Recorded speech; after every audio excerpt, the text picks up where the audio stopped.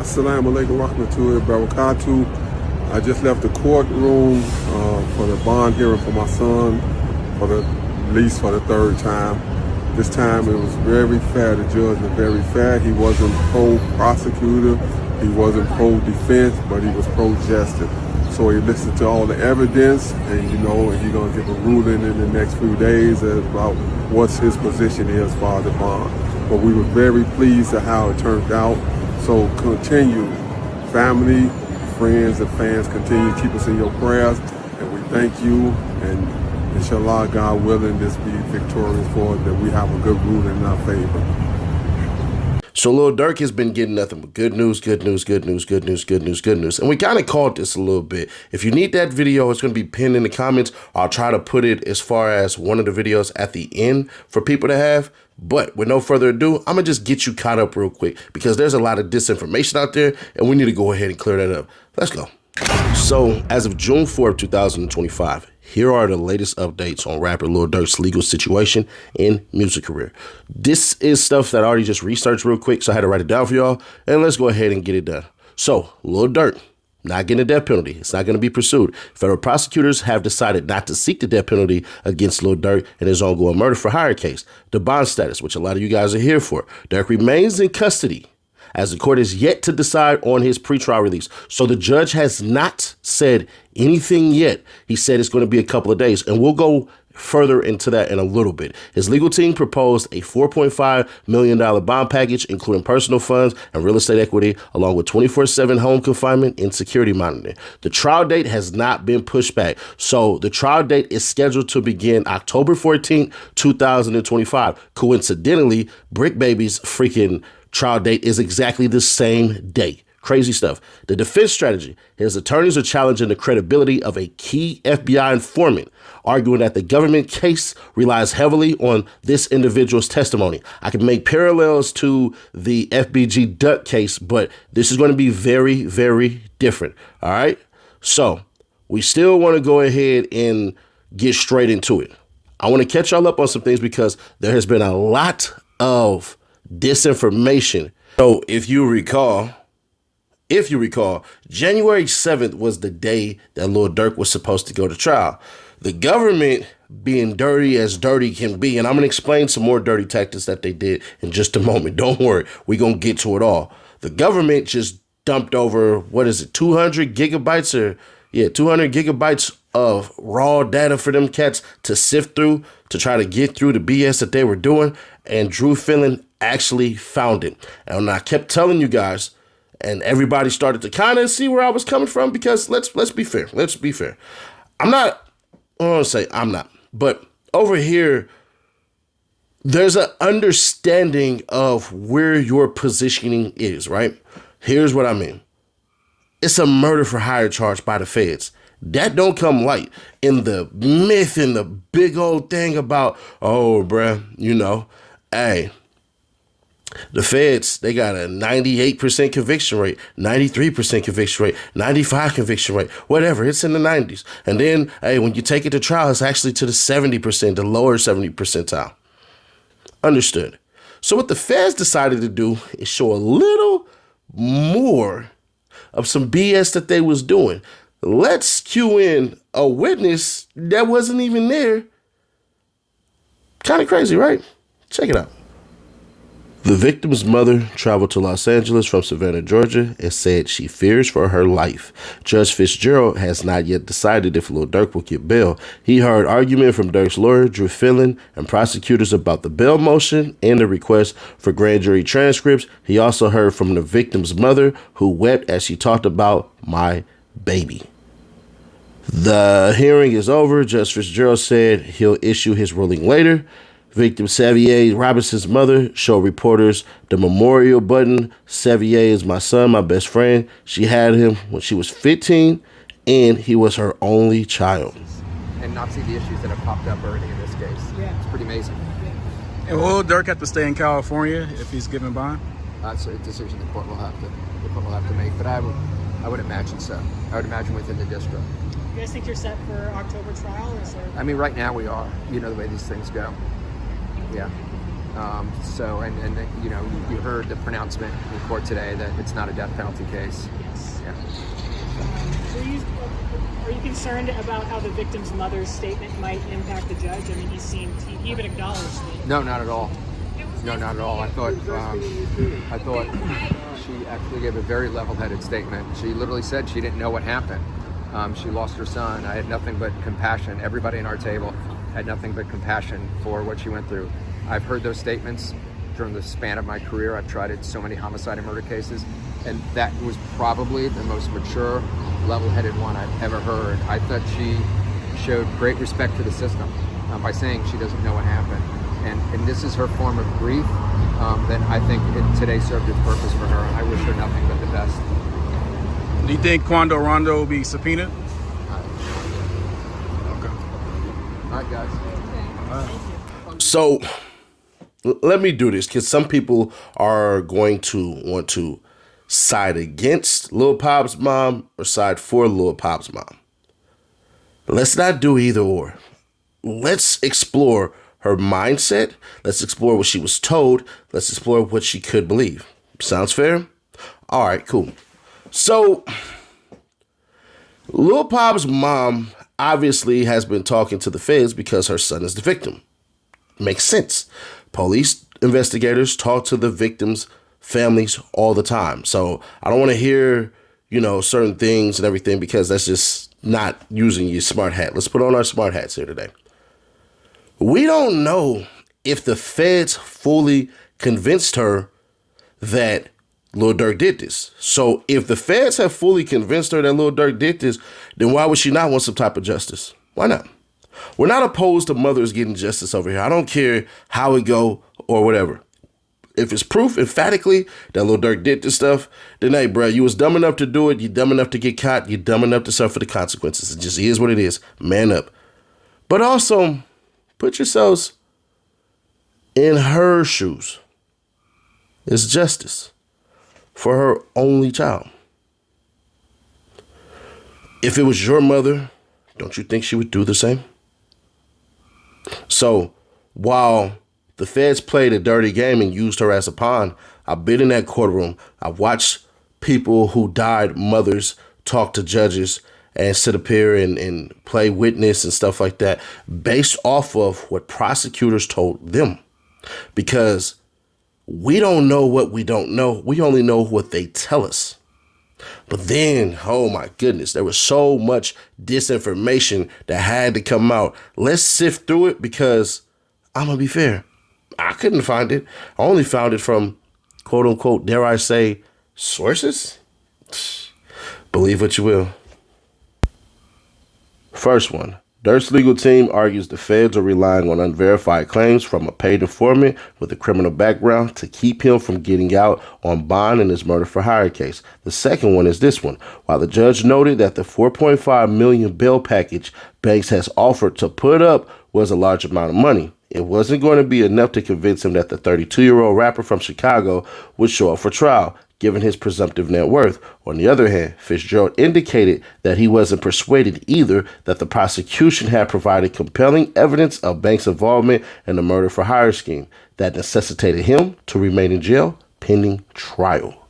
Oh, if you could please hit that like button, it'll mean everything, because it'll help the channel grow faster. I don't know what it is about the like button for YouTube, but it is what it is. Like I say, when we get to the 300K, you'll know that Xbox and PlayStation, and then we just gonna start giving away money out shit. Now, with that being said, bruh,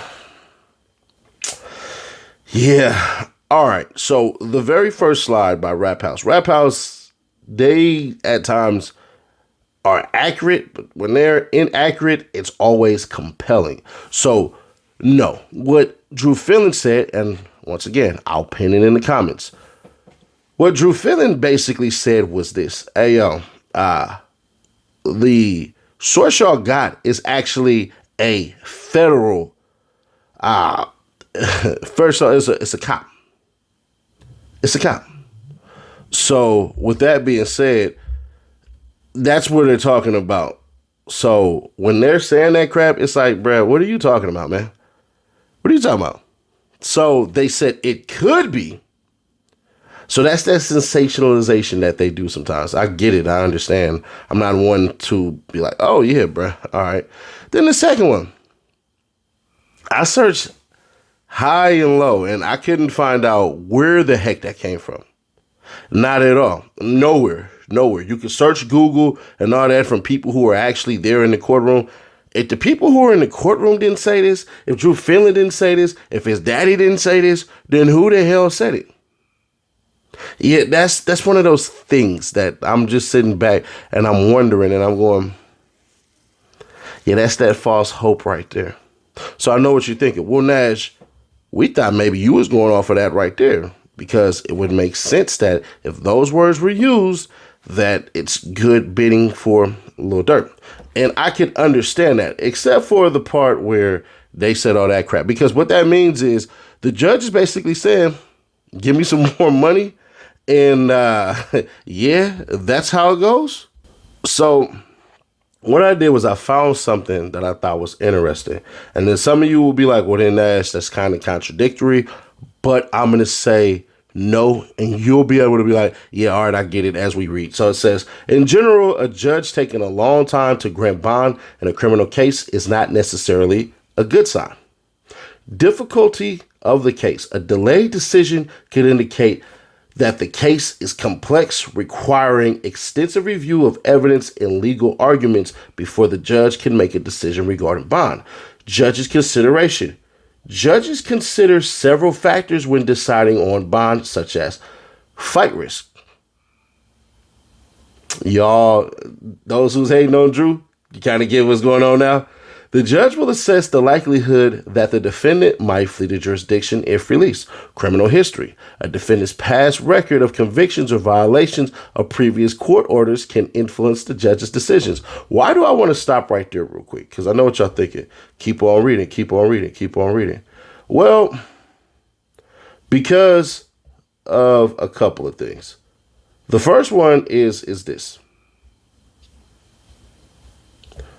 Oh, they just screwed me over there. Oh, damn.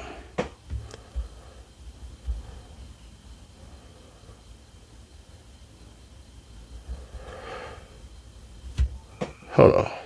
Sorry about that. I don't know what the heck just happened. So basically, yeah, they're going to look at the flight risks. That's the game Drew is playing. Then they're going to talk about past convictions. But this is the thing I think people missed when he slipped this in. He talked about Lil Durk basically being in Atlanta and showing up when court needed to show up and all of this stuff and what he did last time that he was out on bond. He did everything he was supposed to. That has to weigh on the judges. Then it says personal status, factors like employment status, financial resources, and family ties can influence the likelihood of appearing in court. So that's why Drew brought up the whole entire thing about the house of his mother being basically collateral. Past court appearances, we just did that. Roots in the community, strong ties to the community, family employment. You know, he has some ties to LA, but not like that, which he'll be staying in LA. Danger to the public. And this is where the feds played a dirty, dirty game. Because Megan said that she basically said she fears for her safety. That right there is going to weigh in a little bit. And then it goes, financial resources, while not the only factor, defendant's ability to pay can be considered.